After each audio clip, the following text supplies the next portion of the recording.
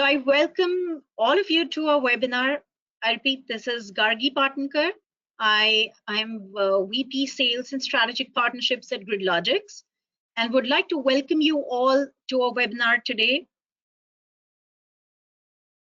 It's the webinar is all about mostly R&D and how IP can be helpful when you are taking all the risks and minimize all the risks in R&D, and how patent information can help you to do so. And I'm sure we have a wonderful speaker today who can throw a better light than me and go in depth of how to do all that. R&D is an important division when it comes to innovating new products and improving existing product and processes. But most of the R&D projects involve elements of risk and uncertainty. Risk of technology, market change, or risk of developing new product and services that run out costly, unworkable, or commercially unsuccessful that's anticipated. So in today's webinar, we will discuss how to reduce and overcome these risks associated with R&D projects, and how to find new ideas with some live examples. So the topic of our webinar today is how to reduce risks of R&D and how to find new ideas using a platform called PatSeer. So before I go on to introduce my co-speaker for today's session, I'm delighted to welcome all the participants today from different regions and countries, and thank them for taking time out to join us today. Your participation is wonderful encouragement to all the efforts and attempt that we are making to raise awareness about intellectual property, and especially IP into patents, and how patents are helpful for even R&D people. It's not restricted to just an IP departments or legal teams of the companies or law firm in the world, but also to R&D. And I really thank all my folks at GridLogix to help us organize this and make it happen. And thank you all of the participants to take time out to attend this. So without further ado, let me introduce our speaker, Mr. Volodymyr Bantura. Volodymyr Bantura is CEO at Inolytic Group, technology research and competitive intelligence consulting company. He's also a lecturer and leadership team member at Singularity University Kyiv chapter and a co-author of Ukraine in the Global Innovation Dimension, and a certified EXO consultant. So Volodymyr has over 10 years plus of experience in large-scale investment projects and startups as well, in creation and development of business projects. So he also spoke at a major national events, has been a co-author and author of publications in major national medias. So let's all welcome to this webinar, Mr. Volodymyr Bantura. Thank you so much. Thank you. Yeah, so can I start? Yes, I'm so sorry I took a lot of your time, but yes, please go ahead. No, I'm going to mute myself. Okay, thank you for the invitation. Just for everybody to understand that we are a client of PatSeer, so we have no, partnerships, relations. We are using this platform for our R&D, and you can see how we use the platform, and here are some our opinions about this. So let me start the screen sharing. Do you see my screen now? Okay. Yes. Yes, I think it's uploaded. So first of all, let me state the problem. There was a big recent study where Harvard Business Review published it, that researchers analyzed over 3 decades of R&D efforts by US companies. They found out that the return on investment in R&D decreased by 65%. Okay, that's on the one hand. On the other hand, if we look at the component of intangible assets of technologies of innovations and intangible assets as a class, they are growing constantly on the balance sheet of the companies and in their market share. So we have basically this dilemma that on the one hand, we have constant increase of R&D budgets by the top players. And on the other hand, it becomes more and more difficult to achieve the efficient results. And I would like to share some techniques which we use, how to plan R&D projects and how to reduce the risks of R&D projects to get the product which is needed and on time. So first of all, I would like to tell several words about patents. Patents as not even as a legal instrument, but as a source of data for research. So there is a strong incentive for companies to patent their inventions because basically they get monopoly on the things which they invented. This is first. And second, they get protected from any like patent trolls or competitors attacking them on the basis that they are using somebody else's technology or invention. So these are strong incentives for companies to patent their inventions. And as they patent these inventions, they reveal what these inventions are about.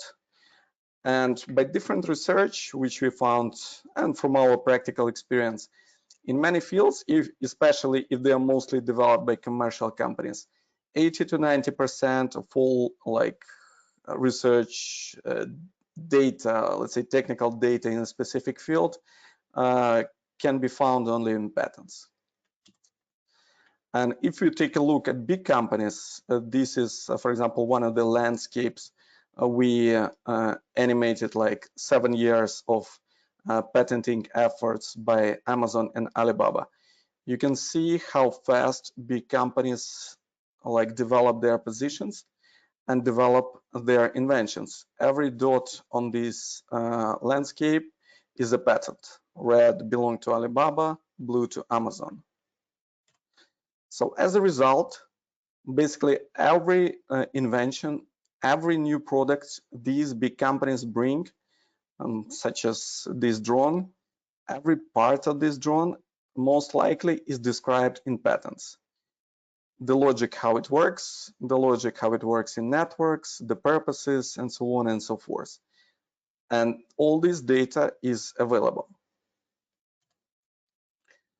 And that's very important because there is visible market, okay? There is visible market, the products which are sold in some stores, sold by companies present to the market, by press releases and so on. And most of the market research we see really is focused on this part, which is quite small, because the big part and the major part of what companies are doing is hidden, and it's only can be revealed through patents. And it might seem obvious for people who are longer in this field, but I see times and times again that people invest a lot of efforts in their, let's say, research and development. They spend months, then they come to us. They ask us, look, we invented this new algorithm, this new beautiful product. We do the research and we find that exactly the same thing was patented by Samsung, for example. And they are greatly surprised because Samsung didn't even show like in public space any intention to participate in this field. But Samsung is so huge that they announce probably 1% of what they're doing. So when you're looking at patents, you see that there is really, really a lot of things going on which they don't talk about. So, and as a result, there are two levels of competition. So again, local competition for real products. If it is present in your region or in your target country, okay, it's a competitor for you. It's a specific product which is has specific price, specific description, specific parameters, and so on. But IP competition is totally different. It's global by definition. It's based on ideas. It's based on territorial coverage. And even if this entity doesn't produce anything, it can still own a patent and be a problem for your new project. And another very important thing is that patents, they allow you to see not only what is available in the market, but the things which are coming to the market. For example, you saw for years, Magic Leap was like big startup which had like part of their positioning. They always told we are the most secretive startup. They didn't reveal much information, only a few demos, and nobody was really like nobody could understand what they are really working on. But if you look at their patents, okay, even before their first public presentation, they already had hundreds and hundreds of patents applied, be it an application or a already published patent, where you could see exactly what they're doing, what are the advantages of their inventions, what are the target applications of their, let's say, inventions, what they are trying to resolve. And even, yes, So welcome. sorry. Yes, so sorry, Valdemir. I have a small question there. So I know you just Yes. mentioned about Magic Leap here, and Yeah. I'm just wondering that there's so many patent trolls. I'm sure you are aware of that. There are these small companies. Sometimes it can be trolls, sometimes it can be genuine company.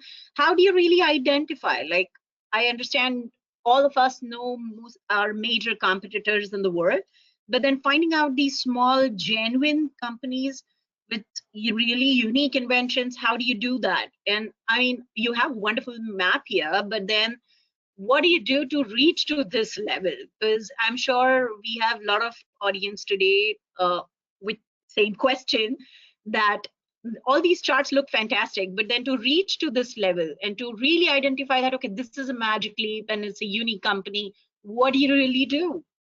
And how do you identify these small Um, possibilities? Actually, this part is relatively simple with patents, okay?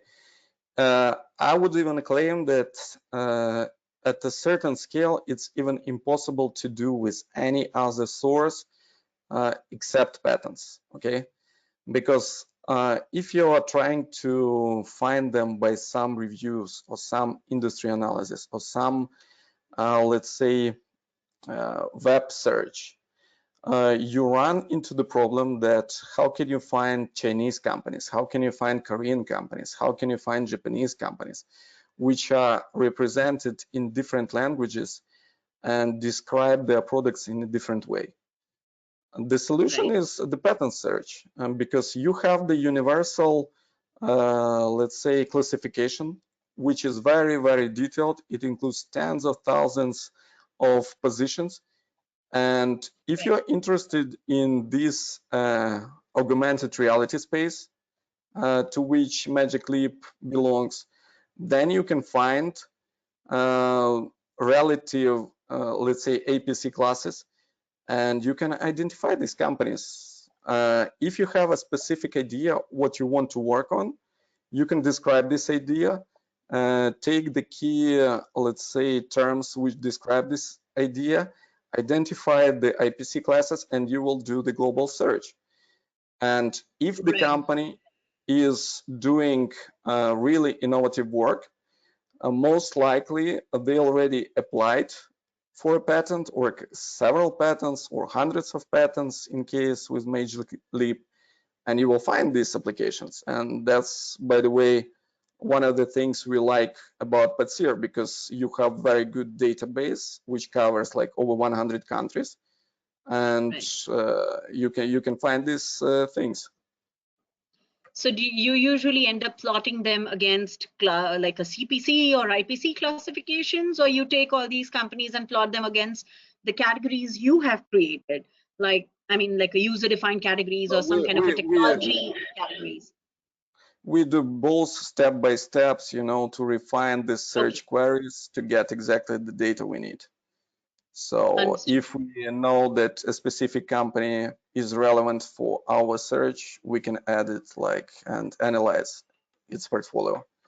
But most usually, Okay, yes, it's a combination of terms, some logic behind it, and classes, pattern classes. Okay. right. Okay, thank you. Thank you so So, much. and again, patterns as such, there is a lot of FUD in the market, a lot of noise. A Yeah, lot of people claim different revolutions, different disruptive inventions, but if you really dig deep into the subject, quite right, often they have nothing really important. So patents, again, even when they applied, people don't like to waste money. So before they make this application, they usually check the novelty of their idea. They need to have some hope that it's novel. And if it is a published patent, okay, it's already passed the thorough review by some decent patent office. So it's quite reliable to trust that this thing is really innovative.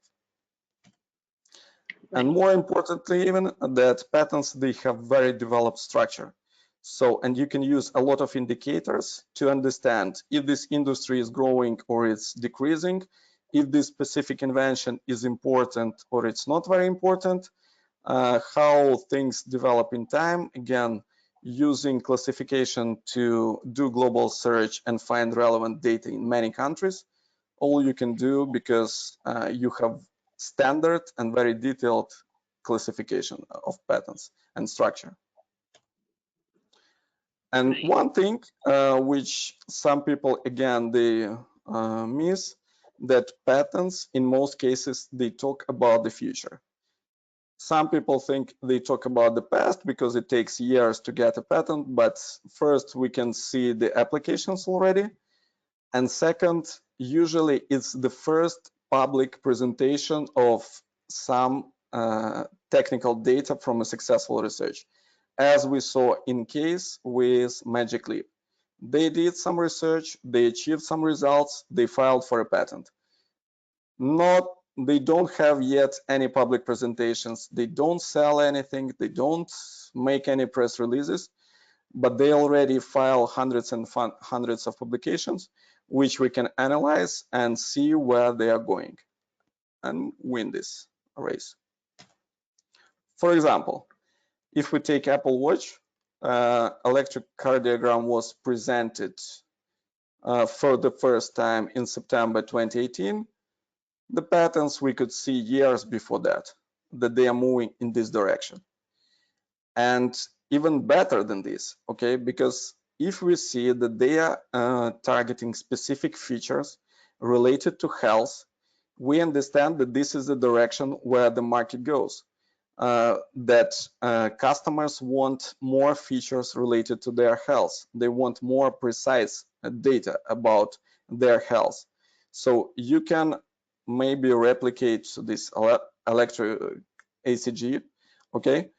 Or maybe you can do something else which Apple doesn't do and win this race. Or maybe you need to change your plans because if you're doing the same stuff and nothing else, maybe Apple just can crush you. true. However, the key thing which I would like to say that patents, um, it's not just a legal document, okay? By definition, the author of the invention, he has to reveal detailed technical explanation of the invention in sufficient details so that expert could understand what the invention is about, how it works, how exactly the result of the invention, this improvement, is achieved. And this is something that is hugely important for research and development.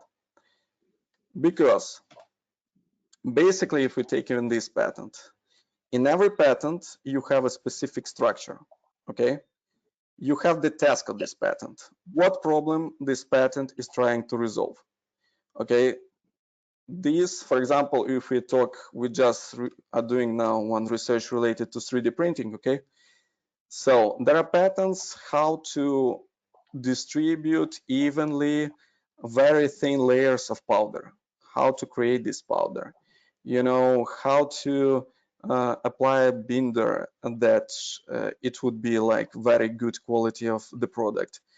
Uh, Hundreds and hundreds of patents which describe every detail of the thing you want to create. So for example, we're now developing new 3D printer. Okay, we took it.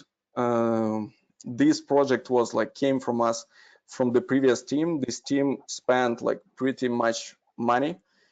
Our budget is maybe 10% of what they spent, but we already like are at more advanced stage. In less time, with 10% of the money than they did. Okay, why? Because in the beginning we started with very detailed analysis of where this industry is standing, specifically competitors to our device. We took the elements of this printer. It has like, I don't know, 5-6 key elements and tasks what it has to do. And we analyzed literally hundreds of patterns, and we saw what challenges these guys are trying to resolve, like uneven distribution of the powder, maybe some unneeded shaking and motion of the 3D printer. If you're talking about microns, it's important. Maybe like uneven distribution of the binder, maybe some things related that it's inconvenient to take out the printing, let's say, box and clean the product yet. There are hundreds and hundreds of problems and solutions. And the key thing, the key challenge, especially for startups, is when people map a certain, let's say, plan of the project, and they think, okay, we need to resolve 3 technical tasks and we'll get this product done and it will go to the market and everybody will be happy. But in reality, it can be so that they need to resolve 10 tasks, okay, but they noticed only 3. So when they resolve the 3 tasks, nothing happens, okay, no product. Investors are angry, everybody is unhappy because they spend the budget, they spend the time, product is not there. So then they find that there is a 4th problem, then the 5th, then the 6th, and maybe they come to this 10th problem, maybe not, okay? If you're doing good analysis in the beginning, then you can see all these 10 problems and you can see tens of solutions for these problems. And then you can build your product based on this analysis, okay? Basically, this is the best way which we found in our practice to plan properly the project and to minimize the risks of R&D. To do this thorough analysis at as early stage as possible. Okay. So you said these are the projects you have undertaken for large corporations yourself, and turned out to be cheaper than some of your basically the competing teams. Yes. So why was that? Like, I mean, I would really just like to understand how did that happen? Was the team weaker, the competing team weaker, or what was it? Okay. Our team was weaker because we had 10 times less money, okay? But no, sorry, please. I mean, I just yeah. I asked because to do tedious tasks, really intricate research like this, you really need an expert, a bunch of experts, and that bunch of experts means like loads of money. So how did it come out to be cheaper? Was my curiosity, but yeah. Yeah. Okay. It depends, how it is cheaper. In our opinion, it is always cheaper to do the analysis than the hardware work, the software work, the actual development. Because when you use, especially for hardware development, a lot of equipment, a lot of parts, you experiment with different stuff, it really costs a lot of money. The more focused your research is, the better you understand the challenges, the whole set of challenges, and how they can be resolved, the better for you. And it really gives you a lot of advantage. I mean, in the scale I mentioned, yeah. I So agree. to sum Yeah. up this part, it's not like, let's say, the end of our webinar will still continue with many indicators, but just to sum up this part. First, it's a very important, simple thing, avoid duplication of research and development. Do as early as possible patent scientific research, see the relevant inventions, see the relevant products, see how they work, what are the advantages, what, let's say, difficulties these inventions resolve. With this, you will be in a much better position to plan the project. Because basically what you have in the patent databases, you have in a specific industry, you have decades of experience and you have billions invested, which most likely you don't have. Okay, and you can use all this experience because basically you can see what the leaders are doing, what problems they identified, and you can learn on this experience. At least you can understand the whole set of problems and challenges you need to resolve. So based on that, you can really map the risks and create the realistic, let's say, plan of tasks which you need to resolve in this project. And you can plan your project then realistically, and you can plan also the team, because it can be well the case that the team needs some additional, let's say, specialists in some specific fields to be able to resolve all the problems you saw from the analysis. Okay. Right. Yeah. Makes sense. Further, these technical tasks with these problems, they can be, let's say, grouped. We do it like partially with some additional, let's say, algorithms, partially with, let's say, expert work.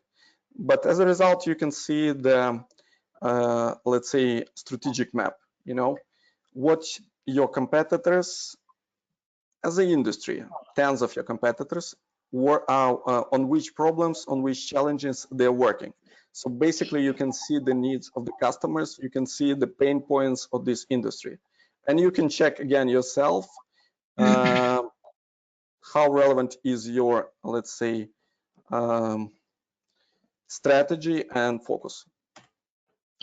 You can So also these see it. problems you have mentioned, so Yeah, sorry, from your previous slide, you have yeah, mentioned, if you can go to previous, yeah. So you have mentioned some of the prior art disadvantages here. So yeah. these are something, so whatever disadvantages you have mentioned, so are these the these disadvantages you usually, while doing projects for corporations, R&D folks, you come up with these analysis and convey it to your clients, or Yeah, how does yeah, that work? yeah, So, exactly. This is the data we take from patents. Okay, and because it's in all every based patent, on patents, or the patents and non-patent literature as well?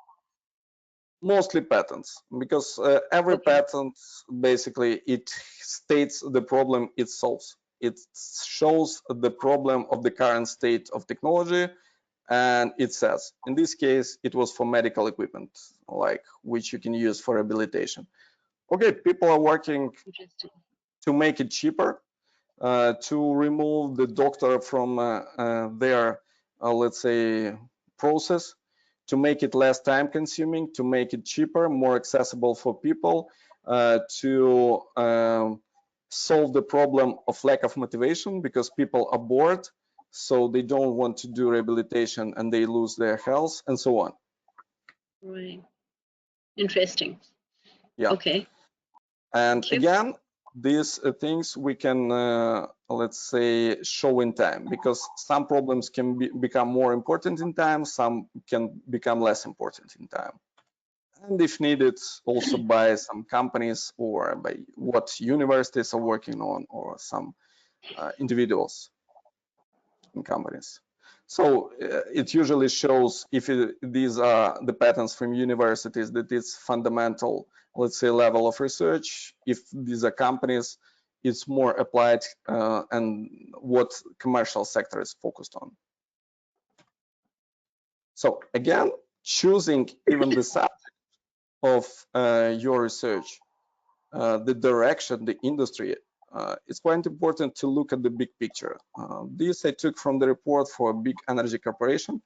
They were interested in bioenergy, but we discovered interesting situation that globally every major international body is talking about that we need more bioenergy, we need more, let's say, to invest more efforts in this to promote it, but practically the innovation activity in this field decreases very significantly.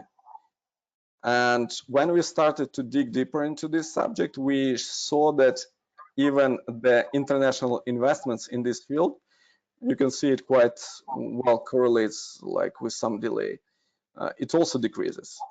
And when we started to dig even deeper, we saw that they are just losing as a major, let's say, part of the green energy. They're just losing competition to, let's say, solar and wind. It's not such a dynamic field.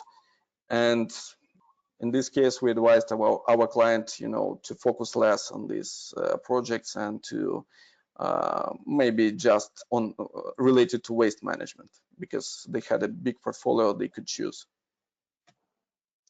On the other hand, if you take digital technologies in energy, they're growing fast. This was based on analysis of major corporations. And quite interesting that quite often the amount of investments in a specific industry or technology quite usually correlates with the patent activity. So maybe not always, but quite usually it does. And it makes sense because the more money is coming to the field, the more promising it looks, the more the innovative activity grows.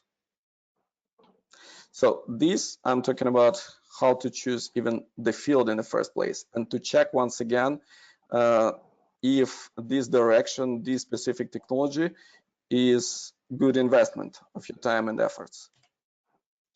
Another indicator you can use, again, PatSeer provides it, let's say, ratio of active and inactive patents. If you see that in some specific area, a lot of patents are not supported and are just abandoned by the owners, it begs the question, how promising is this field? Because it means that more and more owners, they just don't see the potential for commercialization, and they just give up these patents and their efforts. There are dozens and dozens of, let's say, indicators how to choose the specific important patent. And by the way, PatSeer even has dedicated set of specific algorithms to choose the higher quality patents, the more important patents, and so on. Key elements are citations, the number of independent claims, the scope of invention, how many patent classes it covers, and so on. All this should be used, to discover the important inventions, to see what inventions are moving this field. And another important thing, that based on citation maps and relations, you can see on what prior tech a specific invention is built and how it influences further development of this technology on the one hand, but on the other hand, who are the competitors of this invention, of this company, and how they improve the technology. Okay, because now it becomes the prior art for these patents, so they noticed some problems here and they improved this technology and they offered some solutions. Of course, when you have good results of patent search, you can see the real top innovators, not just self-proclaimed, hyped companies, but those which are doing the work and bringing the results. You can even see, and sometimes it's important, which technologies a big corporation is buying from the market. For example, like Airbus helicopters in this case. Especially it can be important if you plan to sell your technology to some strategic player in the field. You can see which companies are buying things which are close to what you are doing and like plan negotiations with them. Okay, of course, you can see based on any selection and on transfer of patents as well, the focuses of what certain corporation is buying and see specific like patterns and results. Of course, you can see the geographical activity of and distribution, and these can help you to understand better where the technologies are developed, where your competitors are coming from, and what are the target markets for development of a specific technology in different visual representations. And what one of the things I really like about PatSeer is they have very flexible tools to create matrices. Okay, for example, these all parts, let's say, related to electric bikes, one of the researches we are doing. So we did individual query for each of these categories, and now we can analyze in many ways the relations between these categories, or for example, where the patents and the inventions related to battery for e-bikes come, or any other stuff we want, like really flexible tool. For example, usually, it's very important to find the so-called white spaces where the competition in a specific technology is not so strong, where you can really like get some new interesting ideas, conquer the market. Again, you can do it using matrices. For example, this we did the research for foam glass applications. So if you see the intersection of agriculture, clean energy, like very few products based on that. Also, the clean energy itself, it's pretty well developed topic. So, and you can build these matrices a custom, so you can pretty much analyze any like idea, any intersection which you want. Or for example, as we did to analyze, let's say, the convergence of different technologies. Again, this for rehabilitation devices like video cameras and mobile devices. Not so many solutions, okay? And, which is good, we'll really like PatSeer clustering, okay? We choose the topics. Now PatSeer defines from the set of patents the topics which are related to these, let's say, sets of data which we get, and we see the interactions between different, let's say, topics like batteries, motors, control systems, and so on. All this is interactive in PatSeer, so you can like just click and see the selection which is related to this topic. Or you can see the, let's say, the competition of companies, in which topics they compete and which specific patents they relate to these topics. Very useful things, especially when you use it interactively and you can click on it and see what specific solutions are related to this topic or this or any other. Okay, if you are a bigger corporation, sometimes it can be interesting for you not only to see what is happening in a specific industry, but also how big players they solve their specific R&D tasks. Again, you can take this data from patents, see what things are developed in partnerships with some universities or some R&D centers or even other companies. And you can basically use this data for your conclusions and maybe even to talk to these guys, like get some solutions or find alternatives where you can source the solutions you need.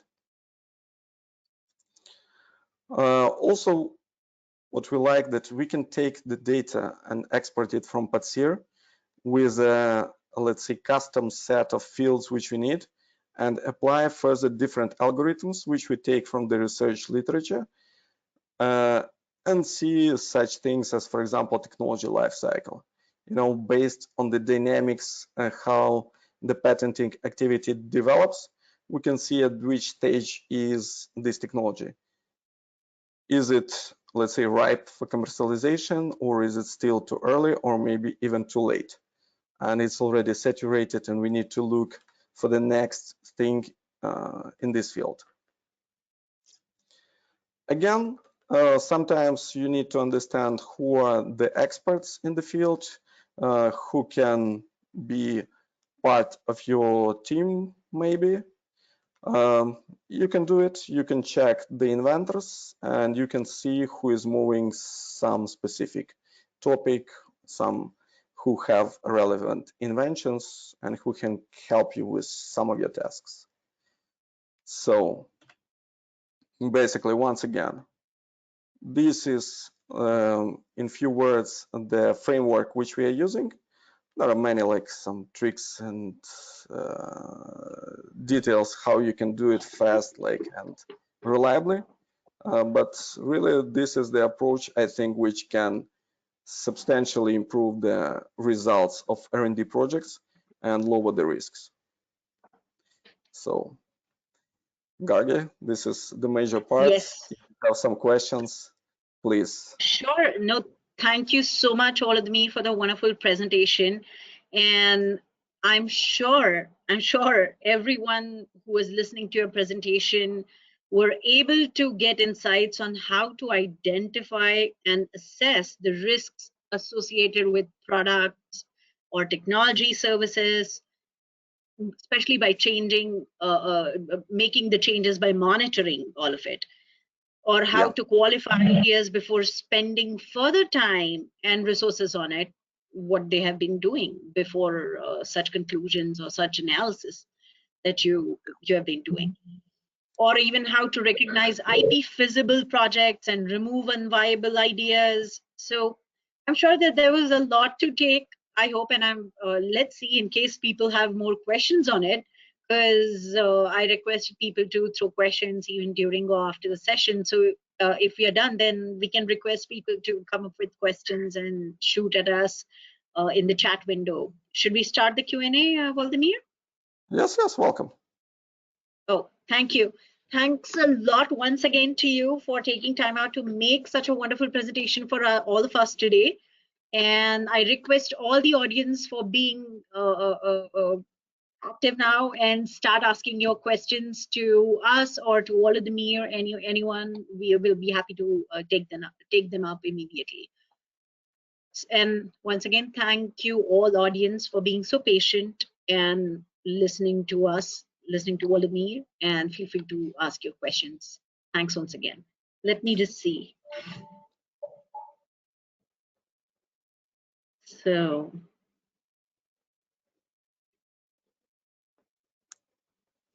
I hope all of you can see the chat window, the webinars panel.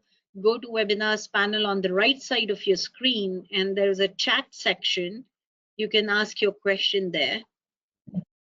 Sorry to disturb you, Gagi. In the question, in the question sections, there are some questions. Fair enough.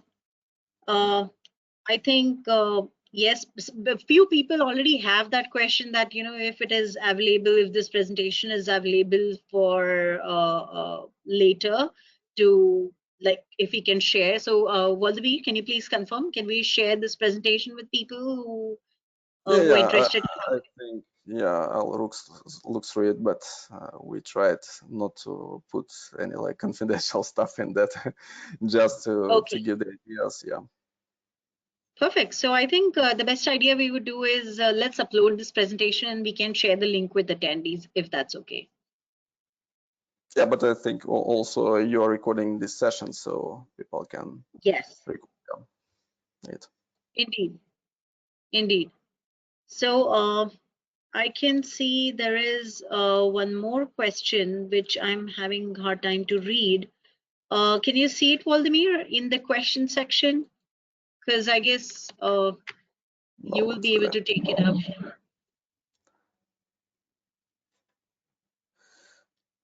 I don't see the question section. Maybe Saurabh can read.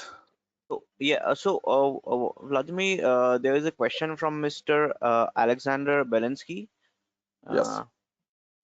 Uh, he says that follow-up question: does Magic Leap has acquired most patents, or this impressive portfolio is a result of in-house innovation?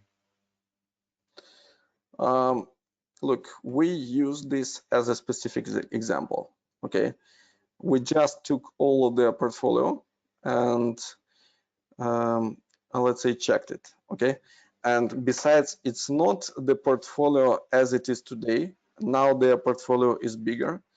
It is the portfolio which we did exactly with the limitation before the December 2017 when they made their presentation, to like confirm this statement that even if the company is in a secretive mode and they don't reveal anything, we still can learn a lot and a lot about their patents. Okay, uh, I didn't check how many of these patents they bought, how many of these patents they made in-house. Just like general impression which I had, I think most of them they developed in-house.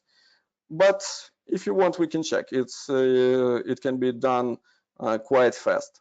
You know, I even showed the search query which you can use in PatSeer to get these results and see which patents they took from the market, not developed by themselves. You just need to check if they were the original assignee or they were not the original assignee. If they are not, okay, then they took it from somebody. Yeah. Right. Well, we also have a question about, someone asking how to find new ideas using PatSeer. Like, what is the process you follow, I guess, is the question. First of all, you need, yeah, it depends at which level you are finding these ideas. Mostly, let's say we are working with the task which is generally defined, like we need this 3D printer with this, let's say, capacity and this dimension and this, let's say, scale of the details and so on. Then we do the analysis. Okay, it's a new task. Okay, we do the analysis. We break down it into parts. This is the system which allows mechanical motion. This system applies powder. This system applies binder, and so on and so forth. And then we do searches by each of these systems, and we analyze tens, sometimes hundreds of patents to see what problems these patents are resolving. For example, you need very, very even distribution of the powder. If it is not even, you will get bad results, okay? Easy to understand this, but it's very hard to do this. And you need really, there are tens and tens of solutions how to do this. So when you analyze all this set, you understand better the problem. You understand better the problem with different powders. And then you see the solutions. You see the solutions from the leading companies from everywhere from the world, US, China, Korea, whatever. And you get not just one idea, two ideas, you get tens of ideas. You really have like Amazon store from which to select these ideas. Because yeah, one more question came in which was somewhat similar to what you just explained, I guess. So from Ekret the wants to know how do we find or access data on patent and intellectual property and run our analysis. So I am not too sure because this question sounds very broad. So it's like another presentation you need for that. But then if you can just, conclude it in few like Yeah, sentences maybe. data you know better than I because you collected a quite impressive collection of the patent databases from all over the world, which I think, I don't know, covers maybe 97 or whatever percent, except some very Yeah. exotic jurisdictions. So this is a way. If you are serious about research and development, I really strongly advise you to use professional tools like PatSeer because the quality of the database and the search tools are totally different. If you are using Google Patents, for example, it's a very nice tool. I mean, very nice functionality, but I think they have like maybe 70% of data at best. But even worse than this, uh, they don't work so well on the refinement of the data. And we did a lot of, let's say, comparable searches. Then you drop a specific startup, okay? And in PatSeer, you get 10, 15 patents, okay, related to them. In Google, you get 3 or 5, okay? Why? Because maybe in some jurisdiction, the patent office put the name differently or they change something and so on. If the data is not refined, you will not find this. You just, let's say, make the search by a company and you get like half of what they own. Right. Right. Because again, one more question, somewhat related, but the wants to know that regarding technology scouting, how to start industry mapping. I think it's a valid question because there's so many folks out there, especially from R&D, and even some of the patent information specialists. I guess everyone has a problem or not problem, a question that they keep throwing at analytical tool providers like maybe us. That fine, you have so wonderful looking charts and maps, but then how to reach to that? Because it's and I tell them mostly like it's a garbage in garbage out. So, but then there are folks here who want to understand, especially for technology scouting. Look, as for technology scouting, okay, Yeah. but that's not exactly the technology scouting task. I would say the technology scouting task is slightly different, okay? Because what is, in my understanding, the technology task? A big corporation which produces metal, one of the international producers, came to us and they said, okay, we have this process, okay? And we want to put the sensors, which in this part of this process, they tell us, let's say, the constitution of the ores which are coming in the belt, okay? This is a very specific problem. Most open innovation companies, they cannot resolve it because it's not general stuff. You need to find a specific solution, okay? This I call in the first place the technology scouting. You have a very well-defined technical problem and you need to find the exact solution. Then there is, let's say, methodology how to do it. You need to describe properly this, let's say, technical solution which you need to find. You need to then do this patent search, find relevant results, see who is innovating in the field, check the commercial proposals they have, contact these companies, and so on. So this I call technology scouting. By the way, I'm quite skeptical about different like open innovation stuff. I mean, it's nice, but I think quite often it's not worth the efforts. If you can state the problem, you can usually quite efficiently find the solution to basically any problem. Okay, but as I Right. understand the question, I think it's more general. If you have the industry like energy, bioenergy, solar energy, whatever, and you need to see trending solutions, I think it's a more difficult task. I would start with roadmaps for this. let's say, industry, there are usually international analytical bodies who can state the problems. Then this state of the problem stated, you can again transfer into inquiries, collect much bigger sets of data, maybe thousands, maybe tens of thousands of patents, and then again apply these charts which PatSeer has, and see the dynamics, the competitors, top players, and key inventions, and so on. Right. Well, thank you so much for that. And there are so many questions, all the meet out here, but then I'm just quickly going to consolidate because we have very limited time.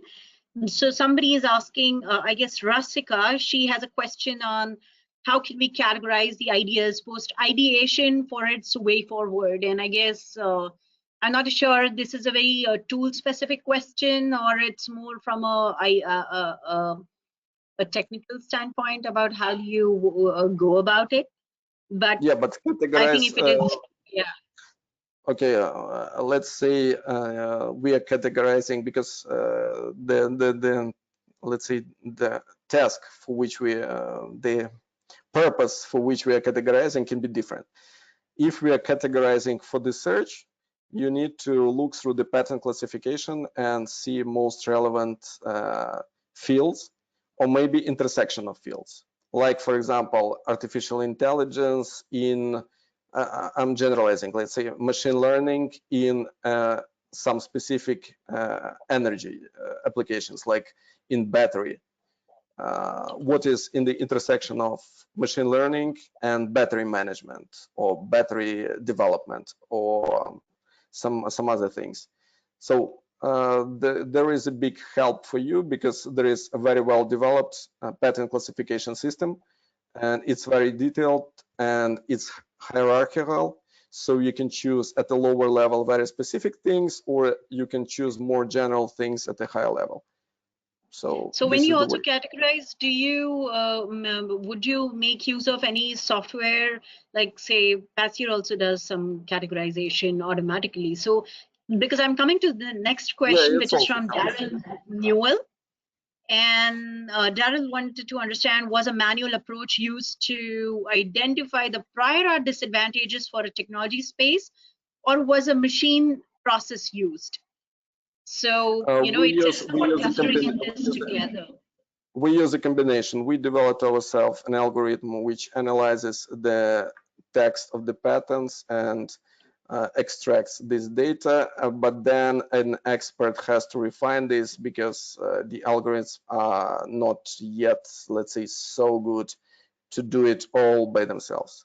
So it's a combination of both. Okay, understood. We like people are asking. There's another person wanted to ask you, Mr. Parag Savala wanted to ask you, how much time one must spend in searching prior art? It depends. Very subjective. Yeah, I mean, the question is not about time. You know, if you are doing it regularly and you have a methodology, you can do it quite, let's say, fast. The question is to get satisfactory results. You know, as soon as you get the results which are relevant, then the task is achieved. Right. One more question from Daryl. Was But PatSeer used to? just to add to this, Gagi, if Yes. Sorry. I really advise you, to do the research if you are planning R&D project, if you plan to invest substantial money in it, time, and usually it's not just about money and time, it's like your life chance, because if it is a startup and you don't succeed, it's a big challenge. Or even if it is a corporate project, maybe it can hurt your career or whatever. The question is that you need to do this research as early as possible. Avoid duplication of research. If the invention you plan already was invented, build on it. If your competitors invested billions and discovered like a lot of risks, a lot of challenges, take this experience, and use it. Right. Makes sense. Yep. So another question, was PatSeer used to identify the prior art disadvantages for a technology space? Yes, we can use to get the data, then we can extract it and analyze it. Okay, but Right. the source of the data is PatSeer, and it's a great source of data. Okay, and I guess Satish Kumar wanted to ask how to get PatSeer license and what's the price. I request Satish, we will, instead of answering right now because we almost, we are running out of time, so we can take this after the session. We will drop you an email, and however, anybody having any questions to do with PatSeer specific, feel free to drop an email to me directly at gargeegargi@gridlogics.com, GRIDLOGICS, Maybe gridlogics.com, you or you can can drop write it to in the us on our chat website. for people to see it. Yes. Oh, yeah, sure. I will.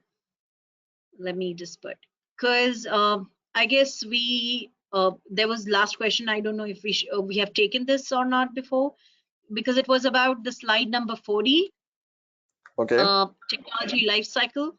What are Yeah. numbers on the left, which is on y-axis, predicted versus actual data? It is Yeah. number of simple or extended pattern families or something else? Yeah, the number of pattern families. Okay, Simple pattern perfect. family. Yes.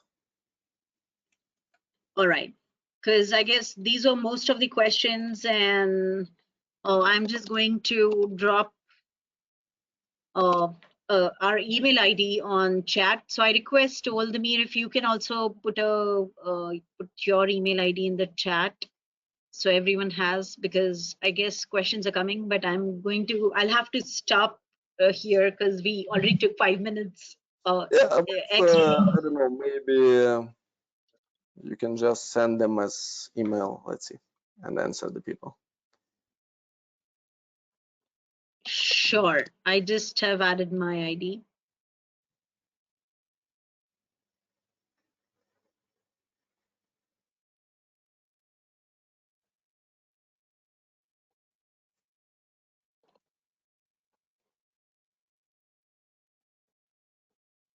So all right, so I guess we we have to stop our session here today, and we'll continue this offline. We can take up all your questions on our email. I have added my email ID on the chat section of the webinar panel.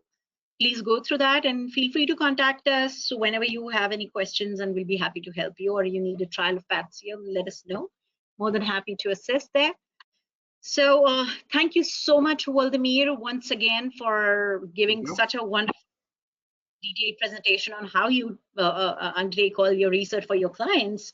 And I thank once again all our audience for being so patient and yet keeping the session interactive even after the webinar with so many questions for us. So once again, have a wonderful day ahead. Stay healthy, stay fit, and follow us on our website for more webinar information, and we'll get to see you soon, hopefully. Thank Yeah. you once again. Thank you. Have a good one. Ciao. Yes. Take care. Thank you, everyone. Thank you.